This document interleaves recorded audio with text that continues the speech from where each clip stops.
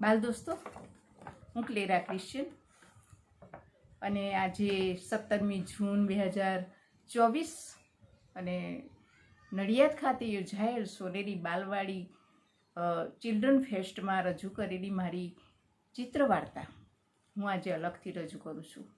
મારી જ લખેલી, મારા જ દોરેલા ચિત્રો સાથે. નામ છે પુસ્તક મેળાની કમાલ. તો સાંભળો ચિત્રવાર્તા.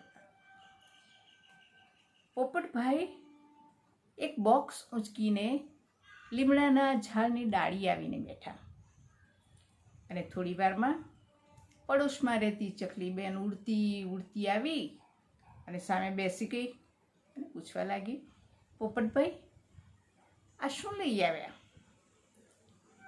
પોપટભાઈ કહે છે, મને ખબર નથી શું છે, જે હોય તે આપણે વહેંચીને ખાઈશું. ચકલીબેનને તો એમ હતું કે અંદરથી મીઠાઈ નીકળશે, મેવા નીકળશે, અને એ તો આનંદમાં આવી ગઈ અને ગાવા માંડી, આજ તો ભાઈ મજા પડશે, મીઠાઈ મેવા ખાવા મળશે. પોપટભાઈ બોક્સ ખોલો, મોંમાં આવ્યા પાણી ભાઈ. અને પોપટભાઈએ તો ચકીબેનનો આનંદ જોઈને ધીમેથી હળવેથી પોપટ બોક્સ ખોલ્યું. પણ બોક્સમાંથી શું નીકળ્યું? કક્કો લખેલા પતાકડા, શબ્દ લખેલી પટ્ટીઓ. અને ચકીબેનનું તો નાકનું ટેરવું ચડી ગયું. એમણે કહ્યું, અરે પોપટભાઈ, આ શું ઉચકી લાવ્યા? ક્યાંથી લાવ્યા? આ ચીજો આપણને શા કામની? પોપટભાઈ કહે છે, હું અમદાવાદમાં ફરતો હતો તો એક જગ્યાએ બહુ જ લોકો ભેગા થયેલા.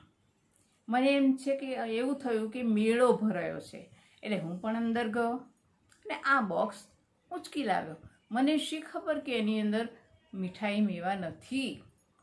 અને ચક્કી કહે છે, કશો વાંધો નહીં, એમ કહો ને તમે રાષ્ટ્રીય પુસ્તક મેળામાં જઈને આવ્યા છો. અને પણ આ પતાકડા આપણે કશા કામના નથી. પોપટભાઈ કહે છે, ચકીબેન, ભલે બોક્સમાંથી પતાકડા નીકળ્યા પણ એ કશા નકામા નથી. હું એક નિશાળ શરૂ કરીશ, પંખીઓની નિશાળ, અને આપણા આજુબાજુના બધા પંખીઓને હું વાંચતા અને લખતા શીખવીશ.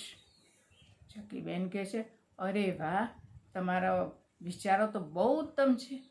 ચાલો, હું પણ તમને સાથ આપીશ. મારી પાસે એક ઘંટ છે, લીમડાની ડાળે એ ઘંટ બાંધી દઈશ અને એ પહેલાં હું જાહેરાત કરી દઈશ કે ભાઈ લીમડાના ઝાડ નીચે પંખીઓની નિશાળ શરૂ થવાની છે. અને પછી રોજ 10 વાગે એટલે હું ઘંટ મારીશ, એટલે બધા નિશાળમાં આવી જશે. અને ચકીબેને તો જાહેરાત શરૂ કરી અને પોતાની પાસે એક ઘંટ હતો, એ ઘંટ લીમડાની ડાળે બાંધી દીધો. અને એક દિવસ એણે ઘંટ વગાડ્યો. ઘંટનો મોટો અવાજ ટન ટન ટન સાંભળીને બધા પંખીઓ દોડતા દોડતા આવી ગયા. મોર અને ઢેલ આવ્યા, બગલો અને બતક આવ્યા, કાગડો અને કાબર આવ્યા, અરે જાત જાતના પંખીઓ આવ્યા. અને ચકીબેને એક કામ કર્યું, બધા પંખીઓને ઊંચાઈ પ્રમાણે લાઈનમાં બેસાડી દીધા. અને પોપટભાઈ બની ગયા શિક્ષક. એક પત્તું લઈને પોપટભાઈ બધાને બોલાવા લાગ્યા. જો કમળનું ફૂલ છે અને હું બોલાવું એમ બોલો, ક કમળનો ક. પંખીઓને તો મજા પડી ગઈ. એમણે તો ક્યારેક નિશાળ જોઈ હતી ખરી, પણ આજે તો પોતે નિશાળમાં બેઠા છે, એટલે બધા બોલવા માંડ્યા, ક કમળનો ક. અને પછી તો રોજ રોજ રોજ રોજ જુદા જુદા પત્તા બતાવે પોપટ, જાત જાતના શબ્દો શીખવે.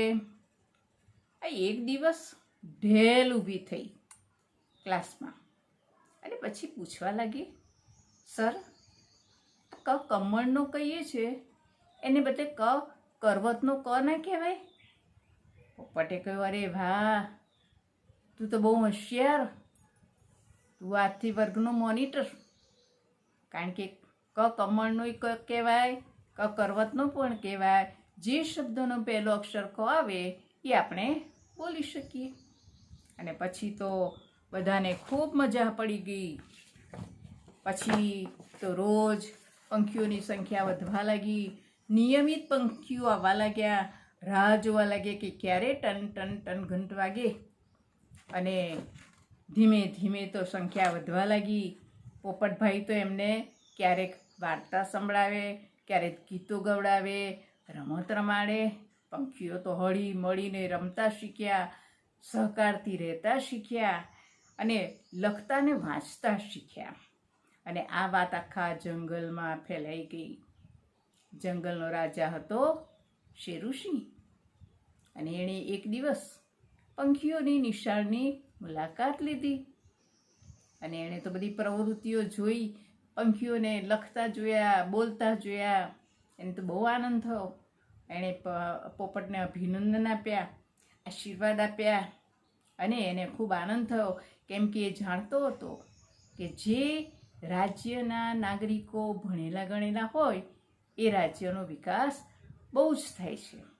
અને એટલે એના રાજ્યના પંખીઓ વાંચતા લખતા શીખ્યા. પછી રાજાને આનંદ કેમ ના થાય? અને ત્યાર પછી જંગલની રોનક વધી ગઈ. Thank you.